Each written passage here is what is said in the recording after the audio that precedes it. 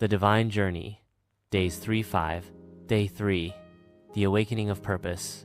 Juju awoke before the sun had fully broken over the divine horizon, the pale light of dawn spilling through the shattered remains of her hastily constructed shelter.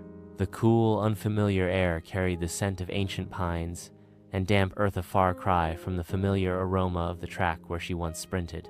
Although she had spent the previous days harnessing her new abilities and solidifying her foothold in this enigmatic world, today she sensed that a greater purpose beckoned. As she stretched, the subtle hum of power thrummed beneath her skin. The wind's scythe, that invisible yet potent force, was always at her side, a reminder of her divine gift. Its power, capable of cutting through obstacles as effortlessly as a blade through air, had already proven indispensable. Earlier that morning, Juju had practiced summoning the wind scythe.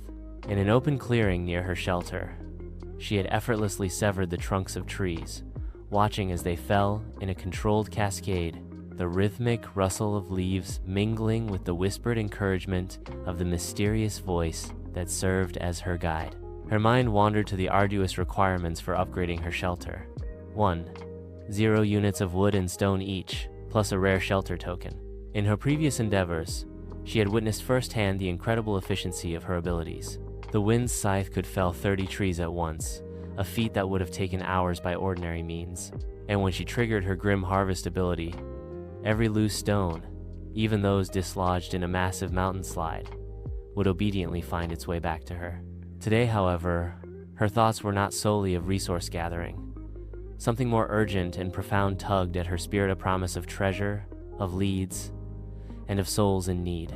While packing her meager belongings, Juju recalled the floating manual that had manifested on her first day, a seamless blend of voice, screen, and intuitive understanding. That manual, always present in moments of uncertainty, had hinted at hidden relics scattered across the land, relics that could reveal the history and destiny of this divine realm. It was these treasures that could unlock further upgrades for her shelter, and more importantly, guide her to the ancient truths underlying her transformation. With a determined heart, she stepped away from the shelter, leaving behind the sturdy structure that now marked the beginning of her new life. The journey took her along a winding path through a forest dense with towering, mystical trees whose bark glowed with an inner light. As she advanced, the wind scythe danced around her, occasionally slicing through overgrown vines that threatened to impede her progress. Along the way, she discovered scattered runes etched into stone, half buried by time and nature. One rune in particular, its inscription pulsing with a soft blue light, caught her eye. Kneeling, Juju traced the symbols with her fingers, feeling a strange warmth and energy flow into her.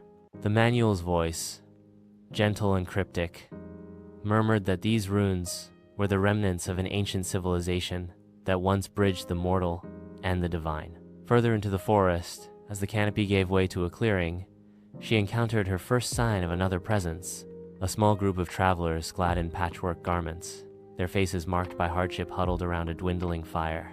Their eyes widened as Juju approached, not with the arrogance of a conqueror, but with the calm assurance of someone who had been reborn.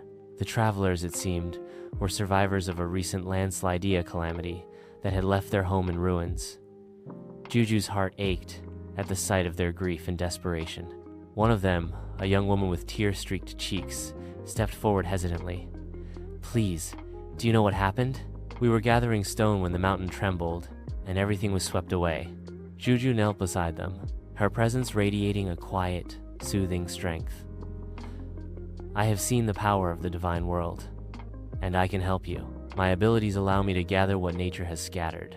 Trust me, and I will do all I can to restore what has been lost." With a graceful gesture, she summoned her Grim Harvest. Almost instantly, every loose stone from the aftermath of the landslide began to converge towards her. The trembling earth seemed to settle in response, as if acknowledging her command. Within minutes, the chaotic scattering of rubble was organized into neat piles. The travelers watched in astonishment as hope was restored alongside their shattered home. The gratitude in their eyes was a silent testament to Juju's willingness to protect those who were weaker or less fortunate. She realized that her destiny was not merely to build her own haven, but to serve as a beacon for others lost in the tumult of this new world. That act of compassion planted a seed deep within Hera, desire to seek out hidden treasures, not solely for personal gain but to aid and uplift those in need. After comforting the survivors and promising to help them rebuild, Juju resumed her journey. Her steps, once solitary and driven by the need for survival, now carried the weight of responsibility. As the day waned, she arrived at the foot of a craggy hill, where an ancient, ivy-clad ruin stood in quiet defiance of time. The structure, though partially collapsed, exuded an aura of mystery and promise.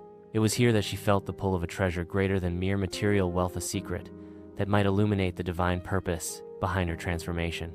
Inside the ruin, the interplay of light and shadow revealed carvings and murals depicting figures that seemed to straddle the line between mortality and divinity.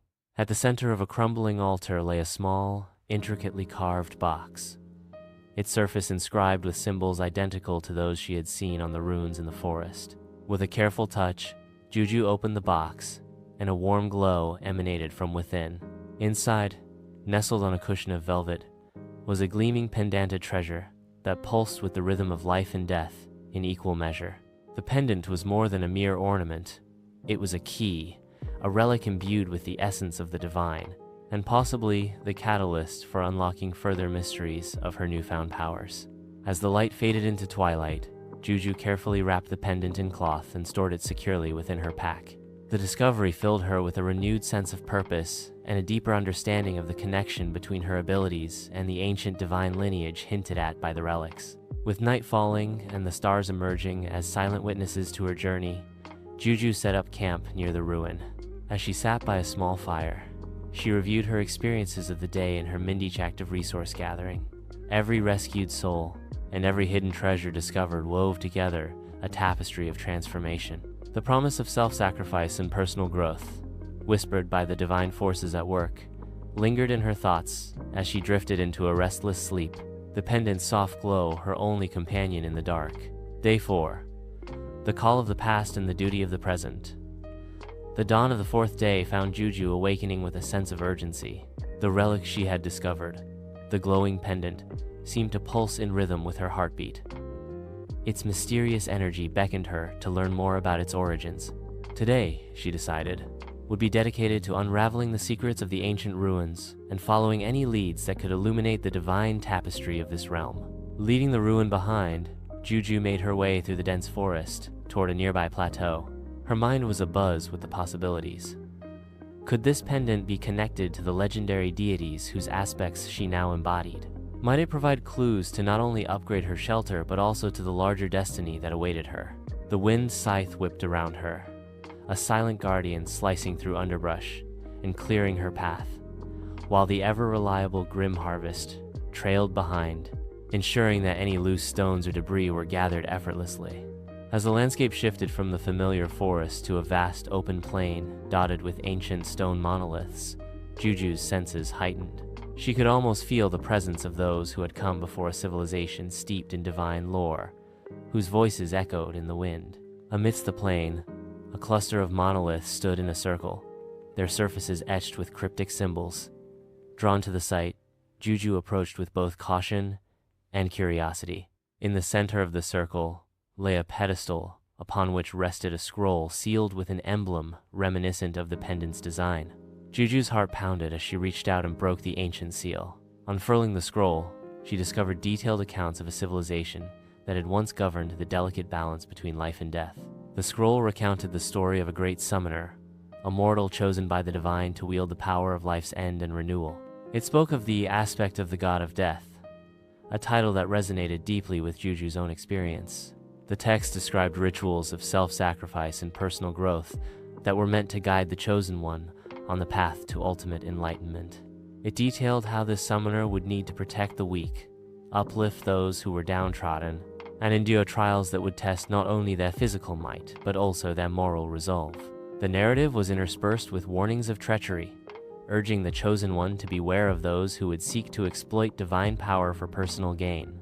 Deeply moved by the ancient words, Juju realized that the journey ahead was not only about harnessing her powers for personal survival, but about embracing a higher calling, responsibility, to safeguard a realm that was as fragile as it was wondrous. With the scroll carefully rolled and secured alongside the pendant, she felt the weight of destiny settling upon her shoulders. Her newfound purpose was soon put to the test.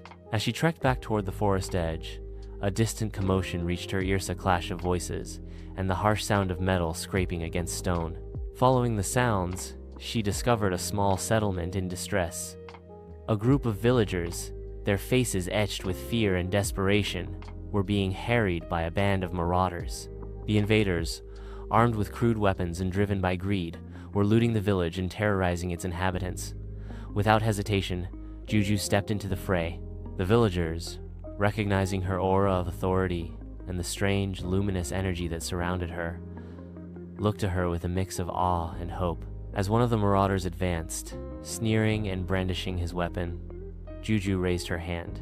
With a swift motion, her wind scythe materialized a swirling, invisible force that cut through the air. In a dazzling display of speed and precision, she intercepted the attacker, sending him sprawling with a force that belied his aggression. The battle was brief but intense. Juju's divine abilities proved overwhelming. Her wind scythe fanned out like a spectral blade, incapacitating the marauders with each sweeping motion, while her grim harvest gathered the remnants of the fallen invaders' weapons, disarming them further. Amidst the chaos, one young villagera, timid boy, barely old enough to fend for himself, had been cornered by a burly attacker. Without a second thought, Juju lunged forward, positioning herself between the child and the threat. In that moment, her resolve hardened. She was not merely a summoner for her own survival, but a protector of the vulnerable.